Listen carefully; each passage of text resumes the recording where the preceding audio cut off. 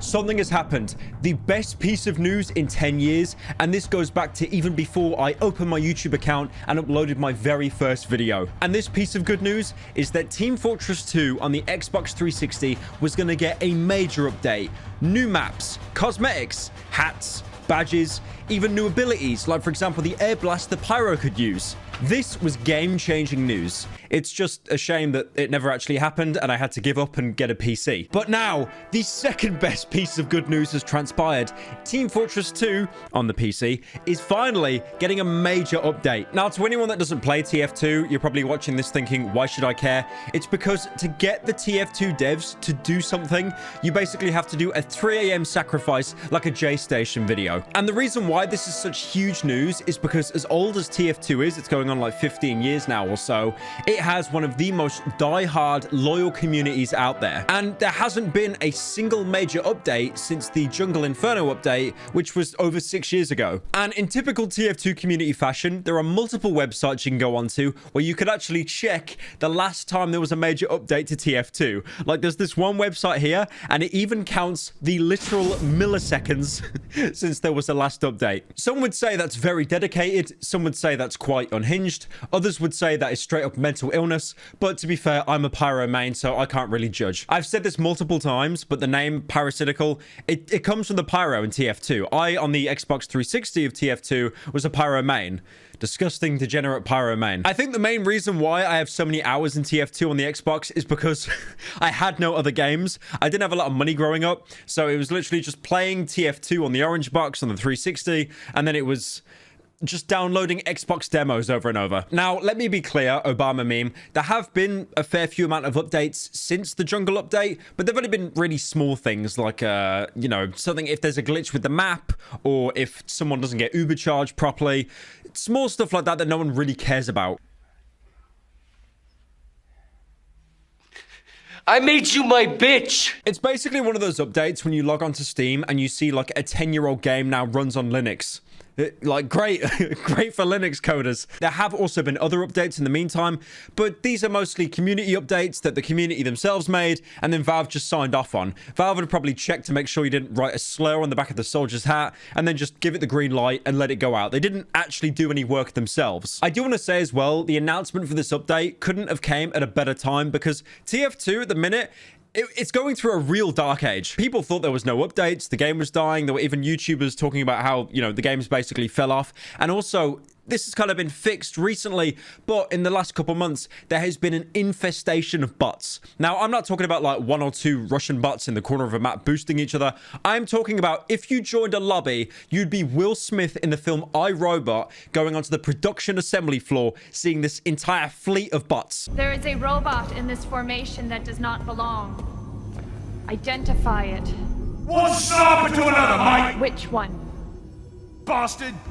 And what these bots would do is always pick the sniper because it's the single highest DPS weapon in the entire game with a, you know, a charged up shot. So you'd have all these snipers pushing a payload, looking down their scope on a charged up rifle. And as soon as you made eye contact with them, you'd be insta-dinked. So these weren't just like mindless bots running around like NPCs. They were cracked. And the worst thing is the people who coded them were complete assholes. Apparently as well, the bots could initiate a vote kick. So if there were more bots than actual human players, they'd just kick everyone out the game. I like to imagine as well that you have sniper pros and it has taken them years of practice to, you know, line up a good headshot, and they're just outdone by lines of code that someone designed in their mom's basement. Honestly, it is amazing to hear that TF2 is finally getting some new content, mostly because the game is like 15 years old and it has inspired so many other games as well. For example, Overwatch. Okay, there's probably a better example I could give than Overwatch because that game fell off. Okay, it's a cornerstone, okay? It's a foundation for modern first-person team-based shooters. I think the reason why the community was being so pessimistic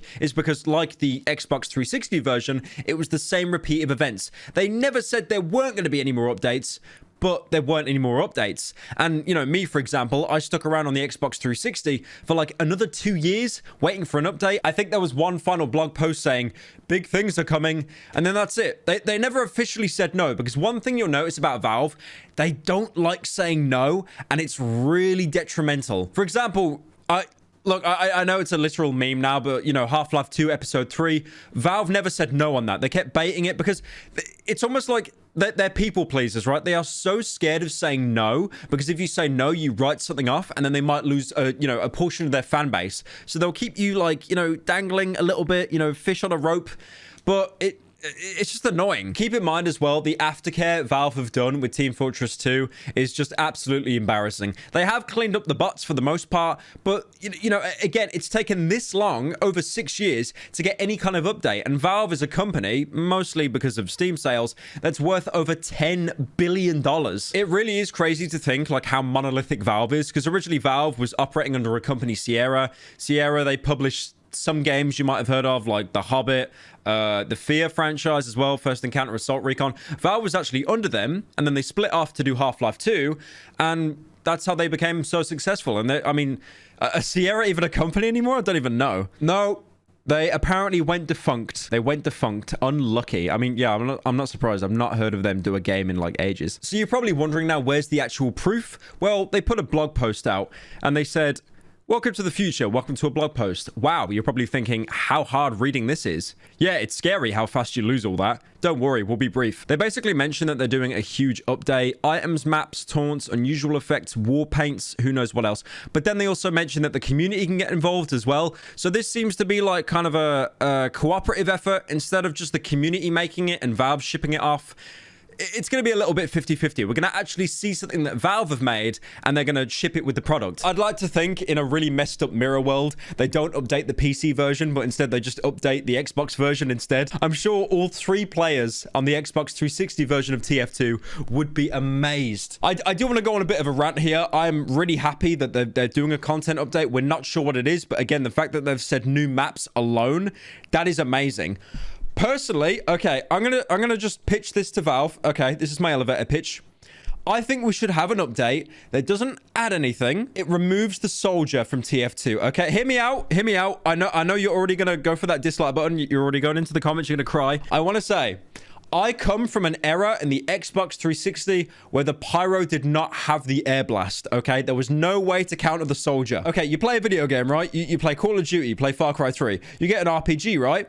How many rockets does the RPG have in a magazine? One rocket. How many rockets does the soldier have? At least 4. He does not need that many. He is a disgustingly overpowered, broken class that has no downsides whatsoever. I'm sure people in the comments are going to be coping, saying that I'm coping, that, oh, he kind of moves a little bit slow. No, he doesn't. He can rocket jump and get to enemy spawn in 2 seconds. All I'm saying personally, to make the game more balanced, remove the soldier and then beef up the pyro's health to, I don't know, like 5,000. I think it's fair. I think it's fair. Honestly, with the money and connections I have, I might even go to Gabe Newell himself and pitch this.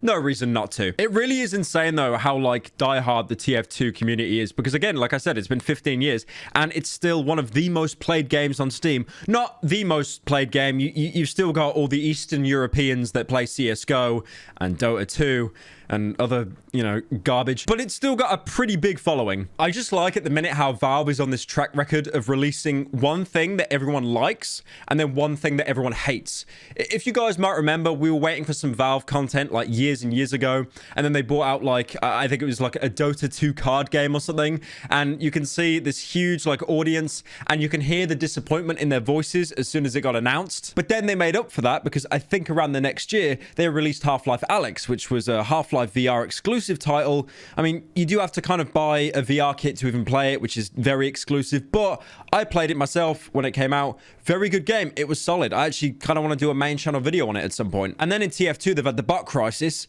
and now we're going to get a huge major content update this time in the summer. But that then means, by the way Valve usually operates, they're going to fumble it again with the next update. So I don't know. I'm a bit pessimistic. But yeah, like I said, you know where I stand. Remove the soldier. Garbage class. Overpowered. Disgustingly overpowered. 4 rockets per magazine, by the way. Just stupid.